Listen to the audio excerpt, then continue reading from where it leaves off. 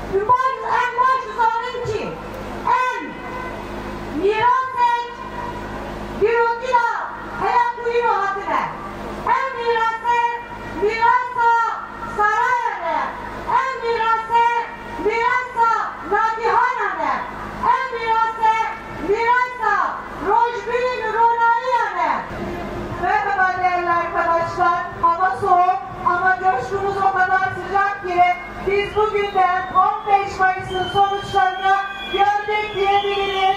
Emeğinize, coşkunuza sağlık.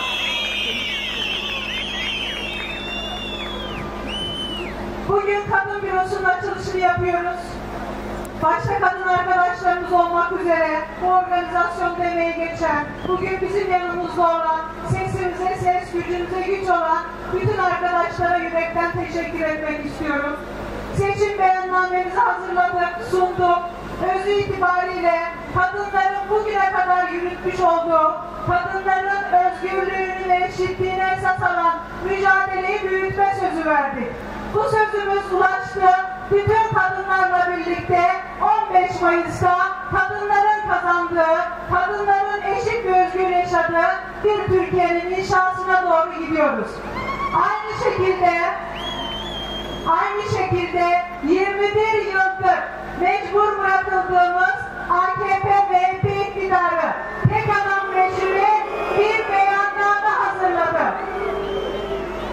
Beyannamenin sloganı şu: doğru zaman, doğru adam. Öyle mi? Doğru zaman, doğru adam değil. Yanlış zaman, yanlış insan. Bu mücadeleyi yürütürken Türkiye'de Cumhuriyet'in kurucu öznesi olan bütün haklar ve inançlar yok sayıldı, inkar edildi. Ama mücadele bitmedi. Bugün burada sizin varlığınız, kayyum atanan belediyelerde, tutuklanan belediye başkanlarımızın cezaevindeki direnişi, tutuklanan siyasetçilerimizin Sabahat Tuncel, Figen Yüksekdağ, Gülden Kuşanak, Selahattin Demirtaş, onların direnişi, sürgünde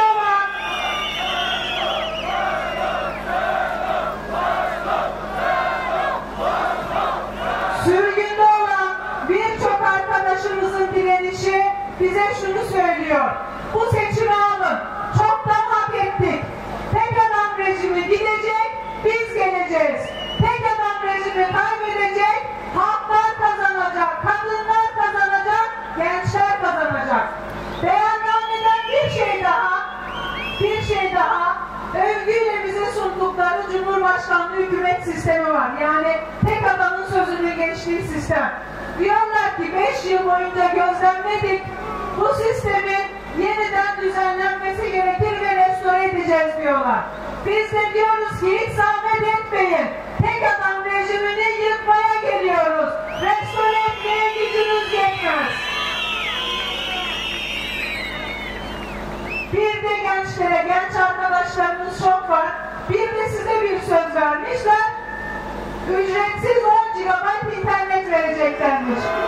İnterneti kullanan, düşüncesini ifade eden bütün genç arkadaşlarımız cezaevindeyken 10 GB internet vermek demek, bu halkın iradesiyle, bu halkın mücadelesiyle dalga geçmek demektir, iade ediyoruz. Bu iktidar kadına yönelik şiddet ve cinayetlerde erkeklere cezasızlık politikasıyla kendi yerini sağlamlaştırıyor. Ama biz buradayız, birlikte değiştireceğiz dedik. Yeşil Sol Parti olarak Halkların Demokratik Partisi ile birlikte, Emek ve Özgürlük İttifakı ile birlikte, Kürt Özgürlük ve Demokrasi İttifakı ile birlikte sahadayız. Çok büyüğüz. Cumhur İttifakı'ndan da, Millet İttifakı'ndan da çok büyüğüz. Çünkü bizim mücadele kaynağımız sizin coşkunuz, sizin motivasyonunuz. Kazanmamak elde değil. Yapılan şey. Bütün bunları değiştirmeye var mısınız? Yeni demokratik bir Türkiye kurmaya var mısınız? Cumhuriyeti demokratikleştirmeye var mıyız? Biz de bu yolun emekçisi olarak yola çıktık. Van'dan aldığımız coşku, Aydın'dan aldığımız coşku, Cizre'den, Sülephi'den aldığımız coşkunun verdiği müjde yine bu. Bizler kazanacağız. Birlikteyiz, bir arada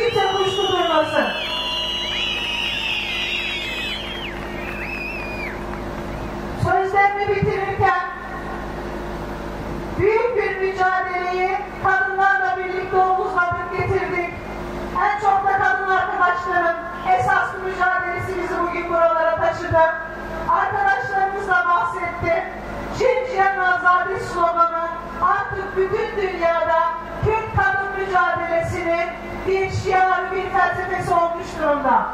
Cihan Mahsami'nin direnişi, Deniz Poyraz'ın inancı ve emeği, İpek Er'in çığlığı, bu iktidarın Kürdistan'da kadınları ve gençleri